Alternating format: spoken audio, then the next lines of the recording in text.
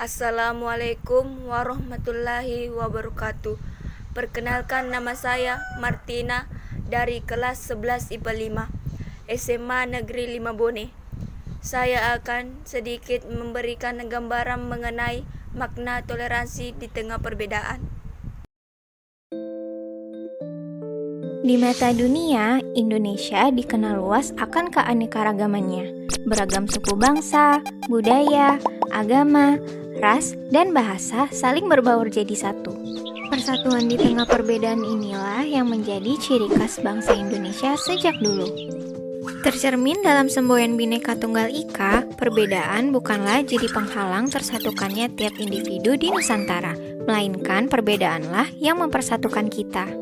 Namun realitanya, isu perpecahan dan intoleransi yang kian marak jadi faktor pemecah belah keutuhan suatu bangsa.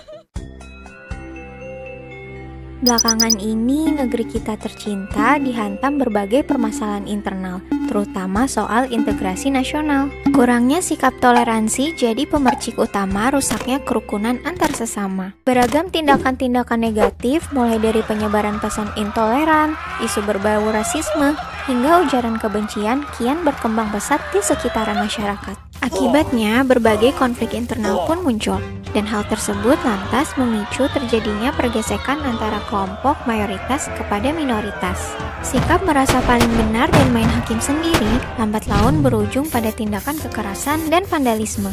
Bayangkan jika seandainya posisi kita berada di lingkaran minoritas, besar kemungkinan bisa saja kita diperlakukan secara diskriminatif. Pada dasarnya, intoleransi tidak hanya terbatas pada sikap membenci perbedaan pandangan pribadi saja.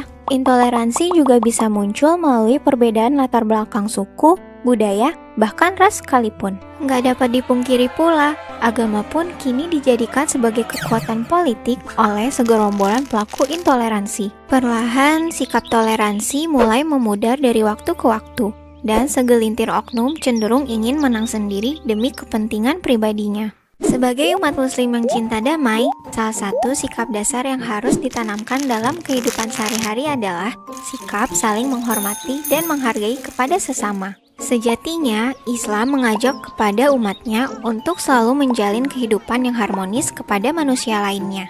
Dan Islam juga sangat menjunjung tinggi keadilan bagi siapa saja tanpa memandang apapun latar belakangnya.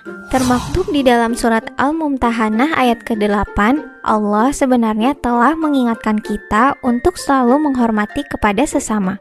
Allah Ta'ala berfirman,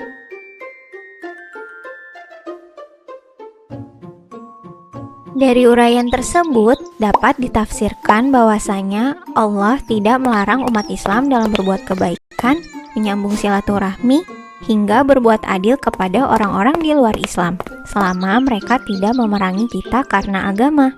Dari hadis Bukhari, suatu waktu Rasulullah SAW pernah ditanya, agama manakah yang paling dicintai oleh Allah? Maka beliau menjawab, Al-Hanifiyah As-Samhah, yang lurus lagi toleran. As-Samhah berasal dari kata tasamuh yang merujuk pada makna toleransi. Hadis tersebut sering digunakan sebagai rujukan Islam untuk mendukung sikap toleransi. Dengan berpegang teguh pada nilai-nilai Pancasila, kita seharusnya dapat meningkatkan rasa persaudaraan kepada antar sesama. Mencegah perpecahan akibat perbedaan adalah tugas kita semua sebagai warga negara Indonesia demi menjaga keutuhan bangsa. Hal tersebut dapat diwujudkan dengan menerapkan sikap toleransi di dalam kehidupan sehari-hari sedari dini. Hal-hal sederhana seperti membimbing anak-anak untuk menghormati pendapat orang lain, hingga mengajarkan mereka untuk tidak mendiskriminasi suku, agama, dan ras dalam pergaulan adalah sebagian contoh sikap toleransi. Selain itu, kita juga bisa memulainya dengan membuka pikiran untuk lebih saling menghargai dan menerima perbedaan yang ada.